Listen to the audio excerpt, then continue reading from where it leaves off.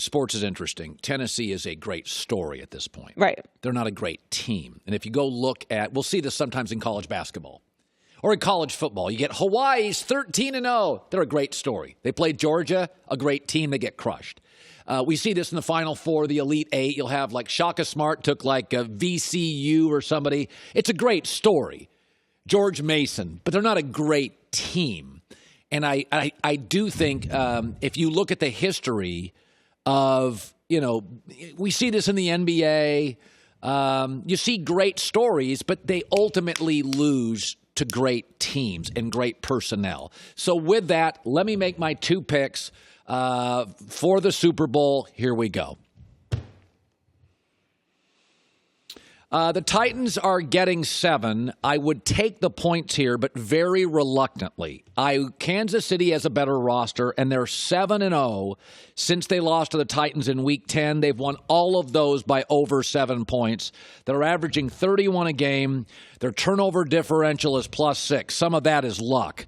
But the reality is there's a fatigue factor I can't get over. Remember, Tennessee's last game of the regular season was on the road, so they've gone to Houston and to New England and to Baltimore and now Kansas City.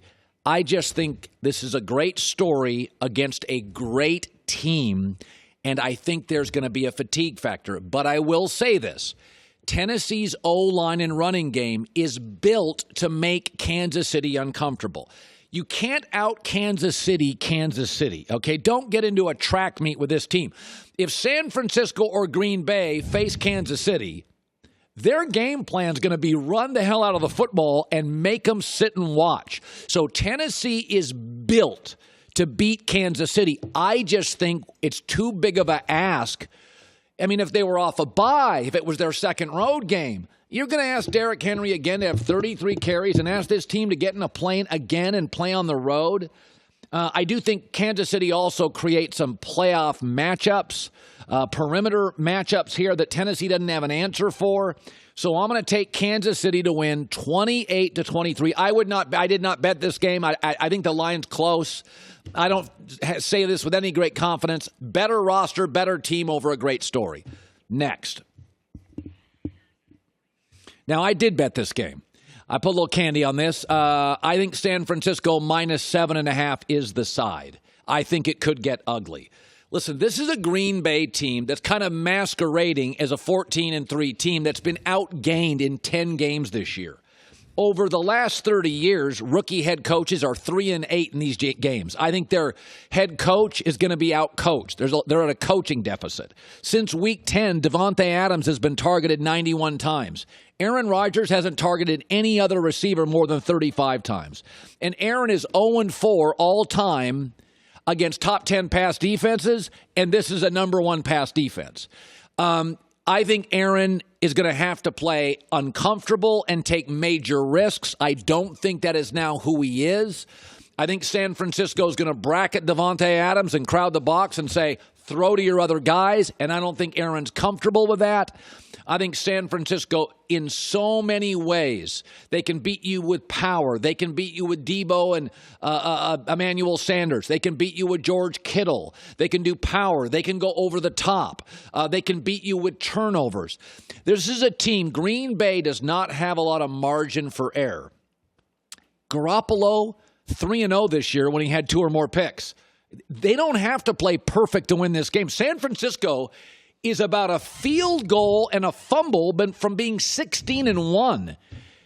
Aaron Rodgers this year went 9-1 in one-possession games. That's a lot of luck. Now you say to yourself, no, it's not. Aaron's great. Aaron's little above 500 in his career in one-possession, one-score games. Last week, Seattle, Russell Wilson was 11-2 this year in one-score games. You're like, oh, that's because Russell's great. No. Russell Wilson in his career is a little better than 500 in one-score games. Seattle was living off these one-score games. You don't win Super Bowls. Green Bay's living off one-possession, one-score games and winning all of them, 9 of 10. That's going to run out. San Francisco wins here 33-23 by 10. Feel comfortable saying, I'll put a little scratch on that, put a little candy on that. By the way, what's interesting we have 4 possible Super Bowl matchups. And I've said, Kansas City against either team in the NFC is going to be a massive rating. But I thought, if you were a marketing director and you had to do like a movie poster for the Super Bowls at Fox, how do we advertise all four of these potential Super Bowls? How do we advertise them? And I think the easy one is if Kansas City faced San Francisco, you would do the movie poster Lethal Weapons.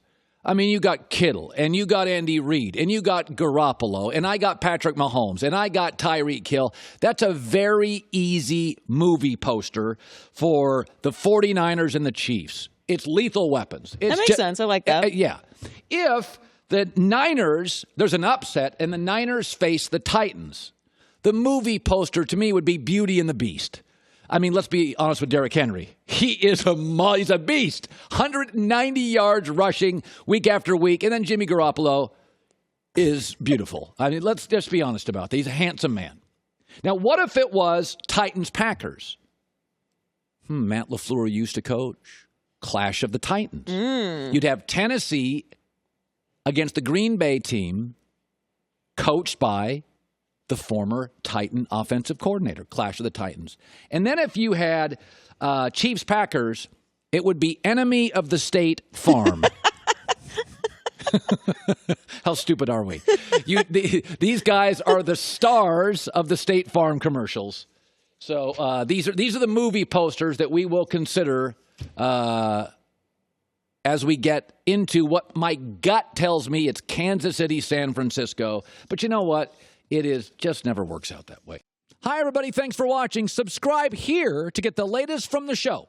Also, be sure to check out more of the best clips from The Herd or go watch a few segments from other shows on FS1.